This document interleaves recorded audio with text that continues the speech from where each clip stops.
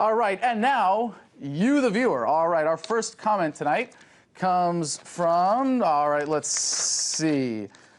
Mr. Massive One. Great show, Adam. I look forward to the YouTube videos for my news these days, and the fluff on TV has become so nauseating to even try catching the weather. So I got a desktop gadget that tells me that too.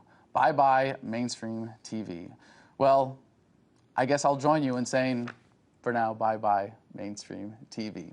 All right, and a comment that came by email anonymously. I'd like to share this because it's a fun quote. It's from what? But this is Pool Hall Junkies, right? You got this lion.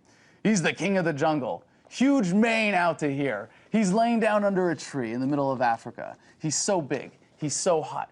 He doesn't want to move. Now, the little lion cubs, they start messing with him, biting his tail, biting his ears. He doesn't do anything. The lioness, she starts messing with him, coming over, making trouble. Still nothing. Now, the other animals, they notice this and they start to move in. The jackals, hyenas, they're barking at him, laughing at him. They nip his toes and eat the food that's in his domain. They do this and they get closer and closer and bolder till one day that lion gets up and tears out of everybody, runs like the wind, eats everything in his path, because every once in a while, the lion has to show the jackals who he is. All right, and our next comment comes from YouTube, from Viking Vic. Before NATO came, no children died prematurely. Housing was free. Education. Students were paid to travel abroad and study.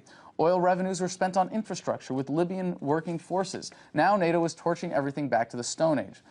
Gaddafi did a brilliant move back in the 70s when he started arming the civilian population. Every home and family is equipped and ready for foreign or domestic coercive retaliation for Gaddafi's revolution that has brought prosperity and the best living standards. Is truly the best place to live in the world. We have another comment on Libya. I'm sorry, that was actually two comments on Libya, but definitely good to share that perspective, because there are a lot of people who have really appreciated, historically now looking back, the kind of leader that Muammar Gaddafi was, as awkward as he was, I should say. And now, from Celtic Alphabet, this is the best effing show ever! I mean it! Even better than The Daily Show! We'll see if what Comedy Central has to say about that. And from Mao, or is it MAOKLY1, I think Adam is high. And there was a response from Good Bad Report. It's medicinal. And of course, this is in a reference to our somewhat awkward show yesterday due to the technical difficulties of our computer system crashing right before the show started. I was not high for the show, but yes, it was medicinal. And I have more respect for my audience, you the viewer, than to ever do the show high. Unfortunately, my medicine with which I treat my PTSD and reduce my anxiety does slightly reduce my ability to focus. So, our next comment on democracy comes from Mesmo Peace Pipe. Democracy gave us Bush, then it gave us Obama. Why would other countries want democracy?